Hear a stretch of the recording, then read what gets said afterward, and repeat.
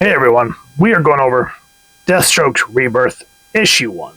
This is the comic book that came with the page puncher, Deathstroke, and that's one thing I will say that I think I'm starting to really dig the page punchers over just the regular Multiverse, is because we get the trading card plus a comic that, hell yeah, that's what I'm about, and we get the bendy wire cloth, because I've noticed a lot of these more page puncher, the more updated versions, like the Shazam, which I wish I could find it, and not want to pay $60 on eBay.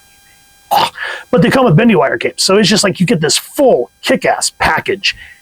And so, I mean, yes, a reprint, say lovey, but still, as a fact, you get a new comic, and who's not going to get excited about that?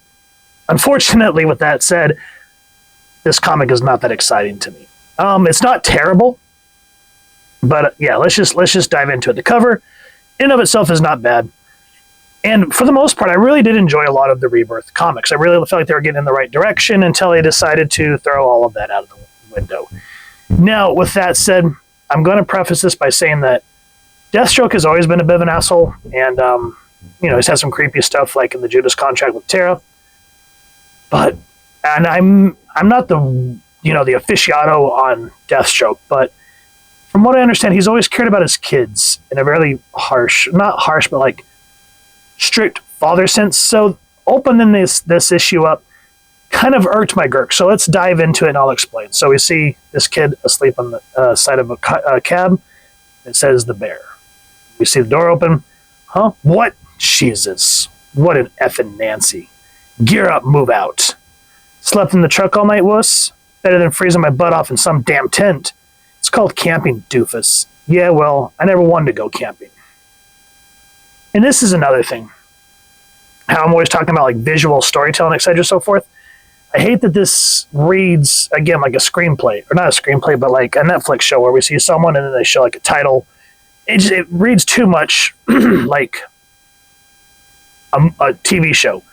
So, ran the heater all night. Battery's dead. Now I've got to call a wrecker 50 miles from nowhere. Grant, how many times have I told you? Apparently not enough. I hate it out here. How many times have I told you?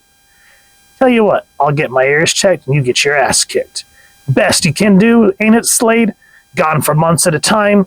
Come home couple days to screw mom, beat us? Yes, in that order.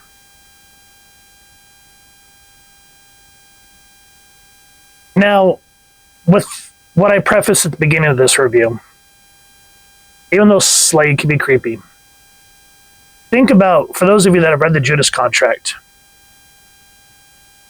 even before that, when he was first introduced in Teen Titans issue 2, his first son, Grant, became Ravager.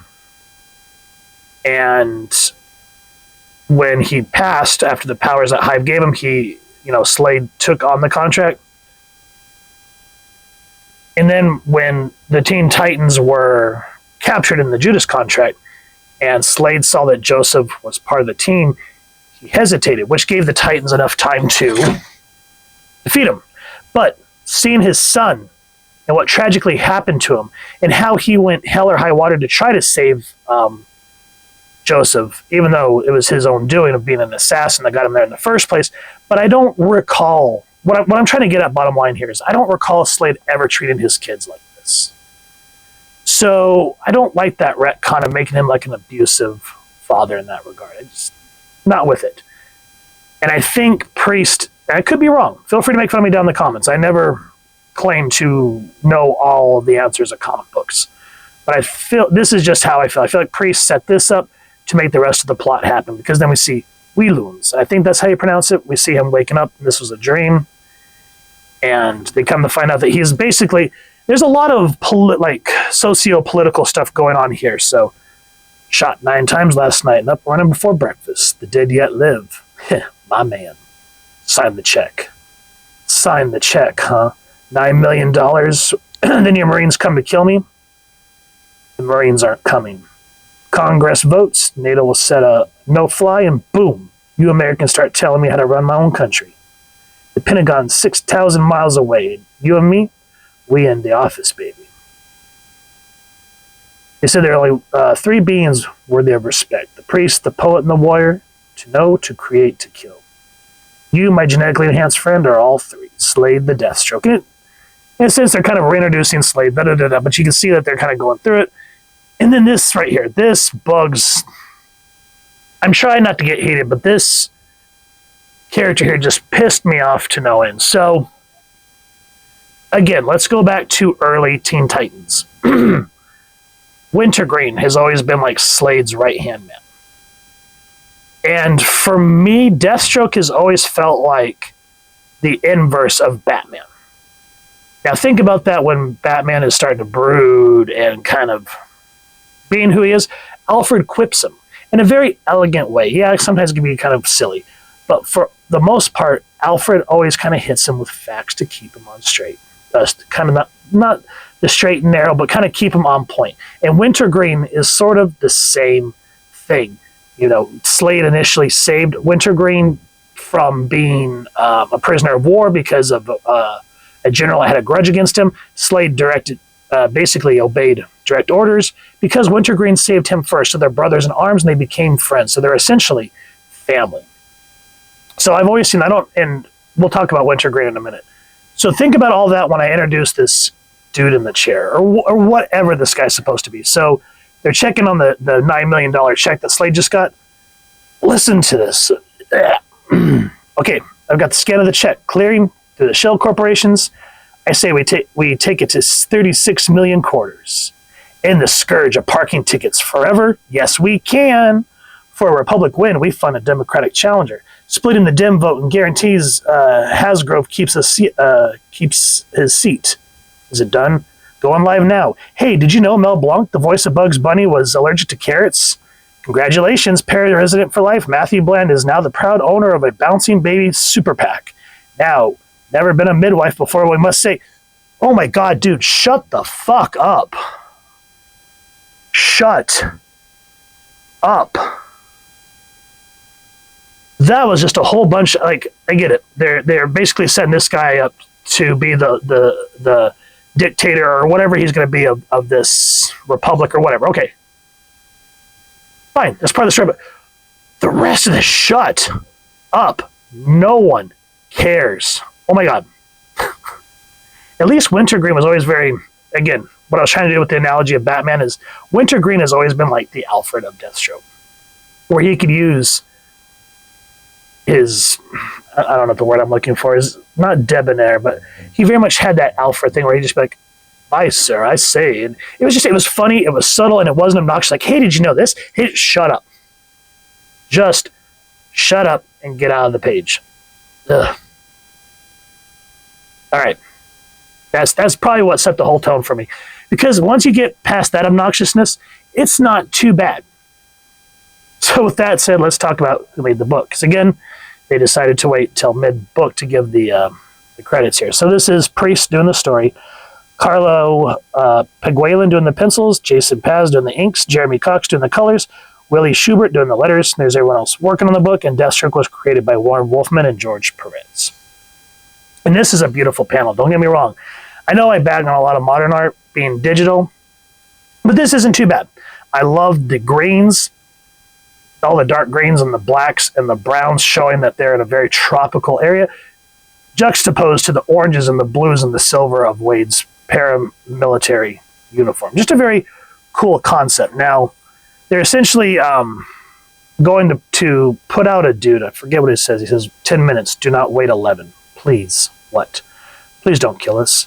Jazake, I think is how you pronounce it, has vowed to protect this man to have been paid to kill. No one must know Jakazi has broken his word. Therefore, whomever escorts the Deathstroke must not return alive.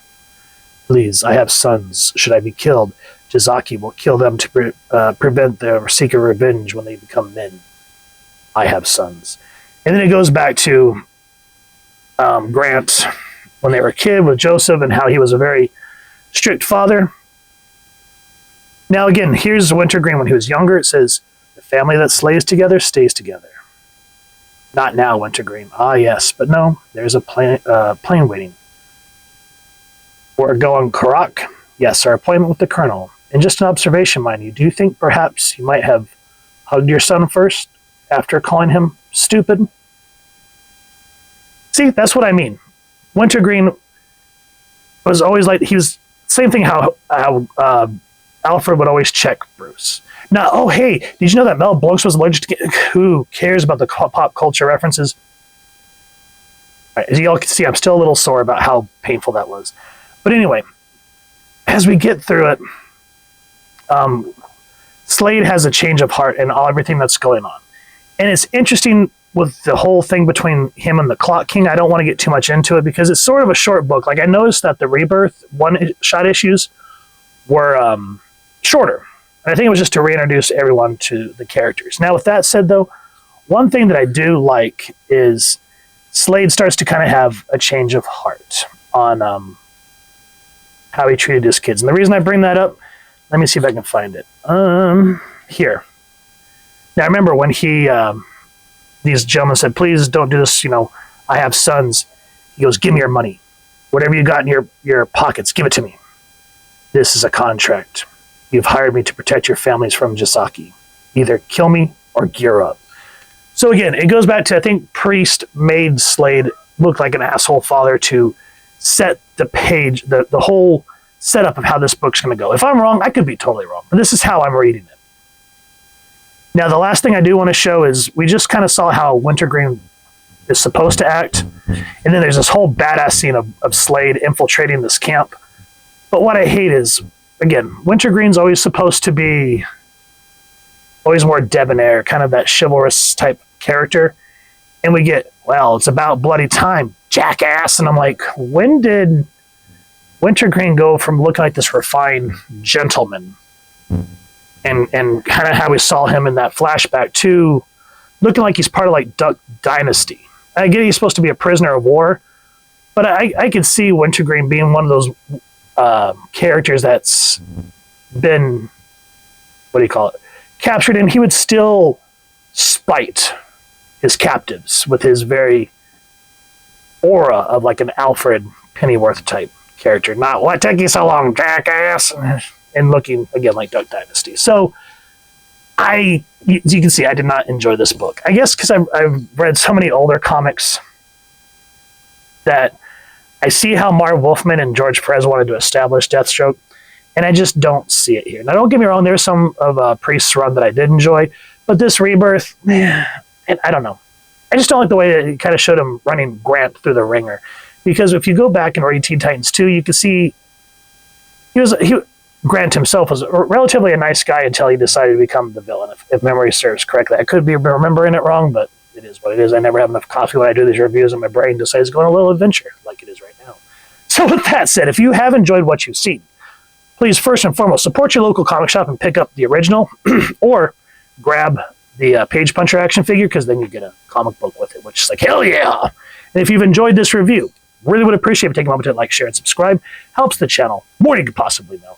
And if you don't mind hitting that fancy little Terminator bell next subscribe, that way as I get to upload content, you guys get notified. Come to the channel, and I love talking with you and hearing your thoughts and feedback down in the comments or the socials, which I'll make sure I leave the links down in the description.